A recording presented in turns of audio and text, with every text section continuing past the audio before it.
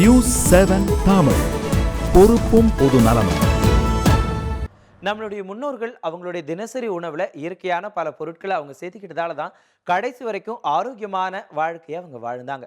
அப்படிப்பட்ட உணவுகளை தற்காலத்துக்கு ஏற்ற மாதிரி ஆரோக்கியமானதா மட்டும் இல்லாம சுவையானதாகவும் எப்படி சாப்பிடலாம் அப்படின்னு சொல்லக்கூடிய நிகழ்ச்சி தான் நம்மளுடைய உணவே அமிர்தம் நிகழ்ச்சி.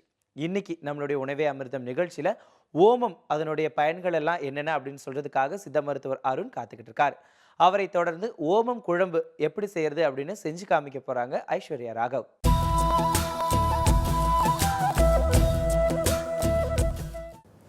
வணக்கம். உணவே அமிர்தம் நிகழ்ச்சியில் இன்றைக்கு நாம் ஓமத்தை பற்றி பார்க்க போகிறோம். ஓமம் அப்படிங்கிற அதனுடைய சுவைன்னு பார்த்திங்கன்னா காரச்சுவை மிகுந்தது. நம்ம அறுசுவை உணவுகளில் தமிழருடைய பழக்கம் இல்லையா, நம்மகிட்ட மட்டும்தான் அந்த 6 சுவை உணவு இருக்குது. மற்ற நாட்டில் 6 சுவைனா என்னன்னு கேட்பாங்க இல்லையா. மற்ற நாடுகளில் 6 சுவை உணவு கிடையாது. நம்ம நாட்டில் தான் இனிப்பு, புளிப்பு, உப்பு, துவர்ப்பு, கார்ப்பு, கசப்பு அப்படின்னு 6 சுவை உணவு சாப்பிட்றோம். அதில் காரச்சுவை தருவதற்கு நம்ம முக்கியமாக சேர்க்கக்கூடிய ஒரு பொருள் இந்த ஓமம். இந்த ஓமத்தோட தன்மைன்னு பார்த்திங்கன்னா இதனுடைய உடலில் இருக்கக்கூடிய செரிப்புத்தன்மையை அதிகப்படுத்துறதுக்கூடிய ஆற்றல் இதுக்கு உண்டு. அதாவது செரிமானத்தை இயல்பான நிலையில் தூண்டி ஜீரணத்தை சக்தியை அதிகமாக தூண்டக்கூடிய ஒரு ஆற்றல் இந்த ஓமத்துக்கு உண்டு. அகட்டு வாய் அகற்றி அப்படின்னு சொல்லுவோம். இதனுடைய தன்மைன்னு பார்க்கும்போது அகட்டு வாய், அகடு அப்படின்னா வயிறை குறிக்கும். அதில் இருக்கக்கூடிய வாயுவை அகற்றி நல்ல பசித்தியை ஏற்படுத்தக்கூடிய ஒரு பொருட்களில் முக்கியமான ஒரு பொருள் இந்த ஓமம். பொதுவாக சரியாமையினால் வரக்கூடிய எல்லா நோய்களுக்குமே இந்த ஓமத்தை நம்ம மருந்தாக பயன்படுத்தலாம். அந்த சரியாக கழிச்சலாக இருந்தாலும் சரி, அதாவது நிறைய சாப்பிட்டுட்டு விருந்து கேளிக்கைகளில் பசி இல்லாமல் நிறையா சாப்பிட்டுட்டு ஆசைக்காகவும் தேவை இல்லாமல் நிறையா சாப்பிட்றது, அற்றது அறிந்து கடைப்பிடித்து மாறல்லது தூய்க்க துவர பசித்து அப்படின்னு வள்ளுவர் சொல்லியிருப்பார். நீங்கள் பசிச்சா மட்டும் சாப்பிடுங்க அப்படிங்கிற ஒரு குரலில் தெளிவாக சொல்லியிருப்பார். அந்த மாதிரி இல்லாமல் ஆசைக்காகவும் பார்க்குறதெல்லாம் விரும்பிய சாப்பிட்ற மாதிரி உள்ள சூழ்நிலையில் இந்த சரியாக கழிச்சல் ஏற்படும். அந்த சரியாமை நோயினால் தொடர்ந்து 4-5 தடவை லூஸ் மோஷன் போகிற மாதிரி ஒரு சூழ்நிலை ஏற்படும். அந்த மாதிரியான சரியாக கழிச்சலுக்கு ஒரு முக்கியமான மருந்து அந்த ஓமத்தை நம்ம பயன்படுத்தலாம். அது குழந்தைகளாக இருந்தாலும் சரி, பெரியவங்களாக இருந்தாலும் சரி. ஓம வாட்டர் அப்படின்னு கூட நீங்கள் கேள்விப்பட்டிருப்பீங்க. பொதுவாக சித்தர்கள் அதை தீநீர்னு குறிப்பிடுவோம். தீநீருங்கிறத பதங்கமாதல் முறைப்படி ஓமத்தை நம்ம திராவகமாக காய்ச்சறது தான் தீநீர் அப்படின்னு சொல்லுவோம்.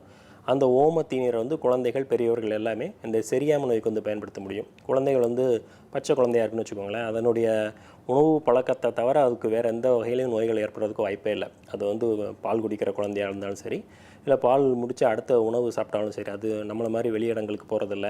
வெளிப்புறத்தினால அதுக்கு எந்த ஒரு நோயோ இல்லை அதனுடைய மன உணர்வுனால எந்த ஒரு நோய் ஏற்படப்படல. முழுக்க உணவினால் மட்டும்தான் அதுக்கு எந்த ஒரு நோயும் ஏற்படும். அந்த மாதிரியான குழந்தைகளுக்கு வரக்கூடிய எல்லா நோய்களையும் தீர்க்கக்கூடிய ஒரு அற்புதமான மருந்து தான் அந்த ஓமம். திடீர்னு நடுராத்திரியில் குழந்தை அழும், என்ன செய்கிறதுனே நமக்கு தெரியாது. எதுக்கு அழுகுறதுங்கிறது நமக்கு தெரியாது. அது கடிச்சிருக்கா வச்சுருக்கான்னு கூட நம்ம சுற்றி பார்ப்போம். அப்படி இல்லாமல் குழந்தை அழுதுகிட்டே இருக்குது, தொடர்ந்து அழுதுகிட்டே இருக்குன்னா நீங்கள் உடனே செய்ய வேண்டியது ஓமத்தை தான். ஓமத்தை லேசாக அடுப்பில் வறுத்துக்கிட்டு கொஞ்சம் அதில் உப்பு, ஒரு சிட்டிகை உப்பையும் சேர்த்து கலந்து அதை நீங்கள் குழந்தைக்கு கொடுத்தீங்கனாலே உடனடியாக அந்த அழுக நிற்கும். குழந்தைக்கு போகக்கூடிய கழிச்சல் நோயாக இருந்தாலும் சரி, இல்லை வாந்தியாக இருந்தாலும் சரி, இல்லை குழந்தைக்கு இருக்கக்கூடிய வயிற்று வலியாக இருந்தாலும் சரி, எல்லாத்துக்குமே இந்த ஓமத்தை பயன்படுத்தலாம். அதே போலவே பெரியவர்களுமே குடல் சம்மந்தப்பட்ட, வயிறு சம்மந்தப்பட்ட எந்த ஒரு நோயாக இருந்தாலும் சரி, அதாவது சரியாமல் வரக்கூடிய புளிச்ச ஏப்பமாக இருந்தாலும் சரி, இந்த மாதிரி லூஸ் மோஷனாக இருந்தாலும் சரி, இல்லை பசியே இல்லை, எனக்கு எப்போவுமே பசியே இல்லை சார், எப்போவுமே கம்முன்னே இருக்குது அப்படிங்கிற மாதிரி ஒரு சூழ்நிலை இருந்தாலும் சரி, இந்த ஓமத்தை தாராளமாக பயன்படுத்தலாம். அதை அப்படியேவும் நம்ம பவுடர் பண்ணியே எடுத்துக்கலாம். இந்த மாதிரியான உணவுப் பொருட்களையும் நம்ம காரத்தக்க சேர்க்கக்கூடிய உணவுப் பொருட்களை முக்கியமான மருந்தாக இருக்கிறதுனால உணவுப் பொருட்களையும் நம்ம ஓமத்தை எடுத்துக்கலாம். அந்த மாதிரி ஒரு நல்ல ஒரு பலனை தரக்கூடிய செரிமானத்தை தூண்டக்கூடிய பொருள் தான் ஓமம். இன்றைக்கி ஐஸ்வர்யா ஓமத்தை வச்சு என்ன செய்ய போகிறாங்கங்கிறத இப்போ பார்க்கலாம்.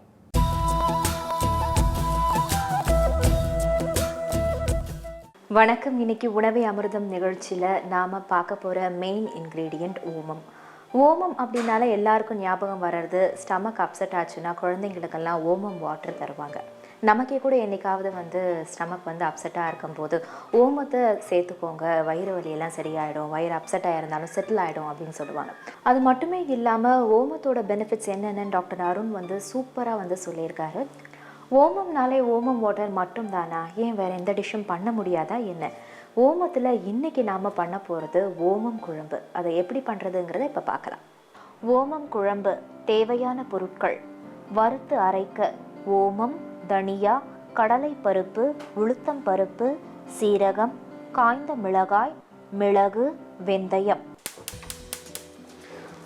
வாணலி வச்சுருக்கேன். வாணலி சூடானதும் இதில் கொஞ்சமாக சீரகம், வெறும் வாணலி தான், இதில் எண்ணெய்லாம் விட தேவையில்லை. மிளகு, வெந்தயம், ஒரு 2 டீஸ்பூன் ஓமம்,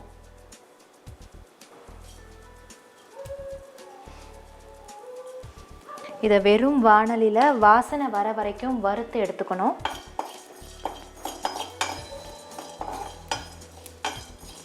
ஏன் பொதுவாக வாசனை வர வரைக்கும் வறுத்து எடுக்கணும்னு சொல்லுவாங்க அப்படின்னா, அதுக்கு மேலே விட்டால் தீஞ்சிடும். வாசனை வரும்போது கரெக்டாக அதை எடுத்துட்டோம் அப்படின்னா பதம் கரெக்டாக இருக்குங்கிறதுக்காக தான் அந்த வாசனை வர வரைக்கும் அப்படிங்கிற ஒரு ஃப்ரேஸை சொல்லுவாங்க. வாசனை வந்துருச்சு, இதை நாம் எடுத்துடலாம்.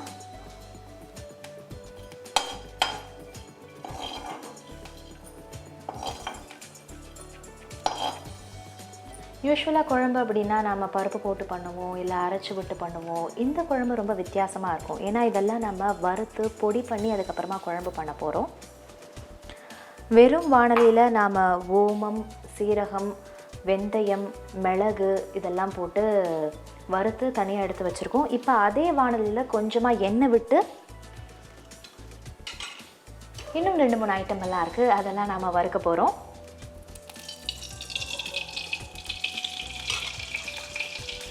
எண்ணெய் விட்டுருக்கோம் வாணலியில். இந்த வாணலியில் இப்போ நம்ம கடலைப்பருப்பு, உளுத்தம்பருப்பு, தனியா, காஞ்ச மிளகாய் இதெல்லாம் போட்டு கோல்டன் கலரில் வறுத்து எடுக்கணும்.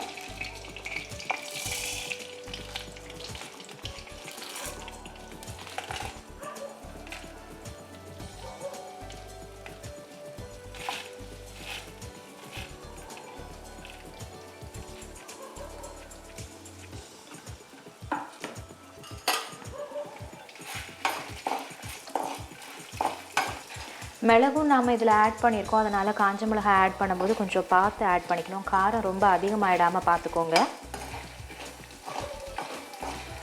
உங்களுக்கு பிடிச்சது அப்படின்னா இதுலேயே 2 கருவேப்பிலையும் போட்டு வதக்கிட்டு அதையும் சேர்த்து பொடி பண்ணிவிட்டு போடும்போது இன்னும் கொஞ்சம் மணமாக இருக்கும்.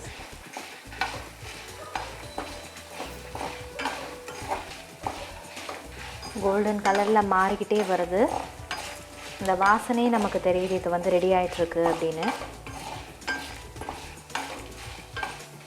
ஏற்கனவே வெறும் வாணலியில் வறுத்து வச்சுருக்கிற ஐட்டம் எல்லாம் இருக்குது இல்லையா, அதோடு இதையும் சேர்த்துடணும்.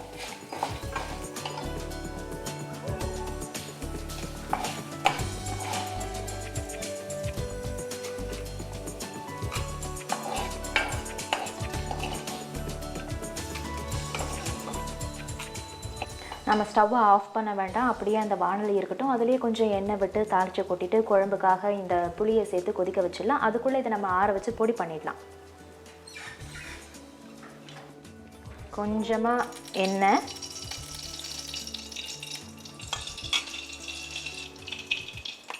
கொஞ்சம் கடுகு,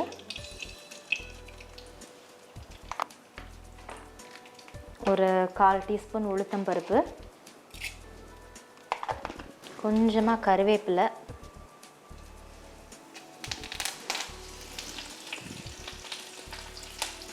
சிட்டிகை பெருங்காயம், அதே மாதிரி சிட்டிகை மஞ்சள் தூள். புளி தண்ணியை நான் கரைச்சி வச்சுருக்கேன், திக்காக கரைச்சி வச்சுருக்கேன். இதுக்கு ரொம்ப நீர்க்க கரைச்சி வச்சா நல்லா இருக்காது. ரெகுலர் சாம்பாரில் நம்ம பருப்பு சேர்த்து பண்ணுவோம் இல்லையா, அந்த மாதிரியான சாம்பாருக்கு வந்து புளி தண்ணியை வந்து நீர்க்க கரைச்சா நல்லாயிருக்கும். இதுக்கு திக்காக இருந்தால் நல்லாயிருக்கும். புளி தண்ணியை ஆட் பண்ண போகிறேன்.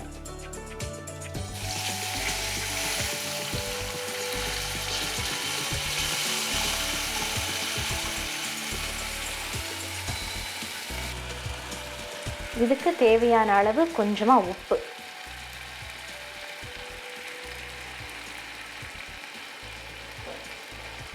புளி கொதிக்கிற நேரத்துக்குள்ளே நம்ம ஏற்கனவே வறுத்து வச்சுருக்கிற ஐட்டம் எல்லாமே நல்லா ஆறி இருக்குது. இப்போ அதை நம்ம பொடி பண்ணி எடுத்துடலாம்.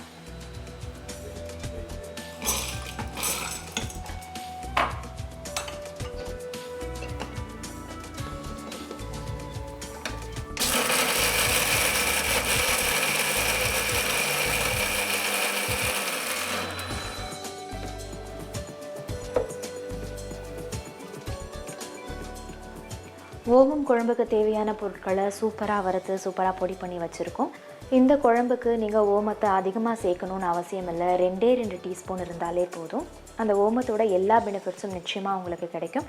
புளித்தண்ணி இங்கே நல்லா கொதித்து வற்றி வந்திருக்கு. இப்போ இந்த பொடியை நாம் அதில் ஆட் பண்ணணும். இப்போ இந்த பொடியை நான் இதில் ஆட் பண்ணுறேன்.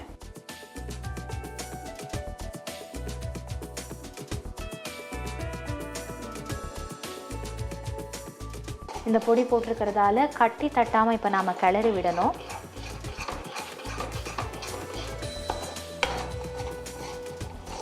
இந்த குழம்பு கிட்டத்தட்ட நமக்கு ஒரு புளிக்குழம்பு மாதிரி தான். புளிக்குழம்புக்கு யூஸ்வலாக நம்ம எந்த பொடியும் போட மாட்டோம். ஜென்ரலாக மிளகா பொடி தனியாக பொடி போட்டு நம்ம பண்ணிவிடுவோம். ஆனால் இதுக்கு நம்ம வறுத்து அரைச்சி பொடியெல்லாம் போட்டிருக்கோம். நம்ம போட்ட எண்ணெய் இதிலேருந்து பிரிஞ்சு வரணும். கிட்டத்தட்ட அந்த புளிக்காய்ச்சல் மாதிரி இது ரெடி ஆகணும். அப்போ இதை நம்ம அணைச்சிடலாம். சின்ன குழந்தைங்களுக்கு மட்டும்தான் நம்ம ஓம வாட்டர் கொடுக்கணும், இல்லை ஓமத்தை ஏதாவது ஒரு ஃபார்மில் கொடுக்கணும் அப்படிங்கிறது இல்லை. நம்ம பெரியவங்களும் இருக்கோம் இல்லையா, நமக்கும் இது ரொம்பவே ஓமம் உணவில் சேர்த்துக்கணும் அப்படிங்கிறது இம்பார்ட்டண்ட்டான ஒரு விஷயம்தான். நமக்கும் இந்த அசிடிட்டி இருக்கும். அதே மாதிரி நமக்கு வயிற்று அப்செட்டும் நமக்கு ஆகும். நமக்கும் வயிறு வலி அந்த மாதிரி ப்ராப்ளம்ஸ் எல்லாம் வரும். அப்போ இந்த ஓமத்தை ஏதாவது ஒரு ஃபார்மில் உணவில் சேர்த்துக்கும் போது இது எல்லாமே கிளியர் ஆகி நாமளும் ஹெல்த்தியாக இருக்கலாம். நான் இந்த ஓமம் குழம்பை புளிக்காய்ச்சல் ஃபார்மில் திக்காக நான் பண்ணியிருக்கேன். உங்களுக்கு வேணும்னா நீங்கள் டைல்யூட்டடாகவும் பண்ணிக்கலாம். இந்த திக்காக பண்ணும்போது இதை ஒரு 1 week to 10 days ஸ்டோர் பண்ணி வச்சுக்கலாம். கெட்டு போகாமல் இருக்கும். ஒரு கிளாஸ் ஜார்லேயோ இல்லை ஏதாவது ஒரு பாக்ஸ்லேயோ போட்டு வச்சு. அதனால தான் இந்த ஃபார்மில் நான் பண்ணியிருக்கேன். நம்ம போட்ட எண்ணெய் அதுலேருந்து பிரிஞ்சு வரும்போது இதை இறக்கிடலாம். ஆல்மோஸ்ட் நம்ம போட்ட எண்ணெய்லாம் பிரிஞ்சு வந்துக்கிட்டே இருக்குது. நான் இதை திக்கான ஒரு கன்சிஸ்டன்சியில் பண்ணியிருக்கேன். இதை புளியோதரை மாதிரி உதிராக சாதத்தை வடித்து நல்லெண்ணெயை தாளித்து கொட்டி அதில் இதை ஒரு ஸ்பூன் இந்த பேஸ்ட்டை போட்டு நல்லா பெசரி ஆற விட்டு சாப்பிட்லாம், நல்லாயிருக்கும். அப்படி இல்லை அப்படின்னா தோசையோட தொக்கு தொட்டு சாப்பிடுவோம் இல்லையா, இட்லி தோசைக்கெல்லாம் நம்ம தக்காளி தொக்கு, புளித்தொக்கு அந்த மாதிரி ஃபார்ம்லேயும் இதை யூஸ் பண்ணிக்கலாம். தயிர் சாதம் கலந்துட்டு அதோட ஊறுகாய்க்கு பதிலாக இதை வச்சும் நம்ம சாப்பிட்லாம். ரொம்பவே டேஸ்டியாக இருக்கும். அதுலேருந்து எண்ணெய்லாம் பிரிஞ்சு வர ஆரம்பிச்சிருச்சு. இப்போ அணைச்சிட்டு அதை சர்விங் பவுலில் மாற்ற வேண்டியது தான்.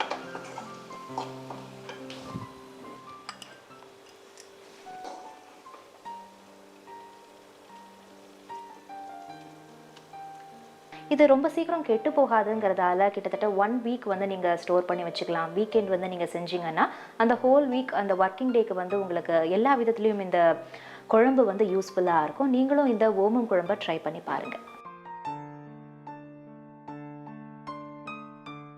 ஐஸ்வர்யா செஞ்சு காமிச்ச ஓம குழம்பை பற்றி இன்றைக்கி நம்ம தெரிஞ்சுக்கிட்டோம்.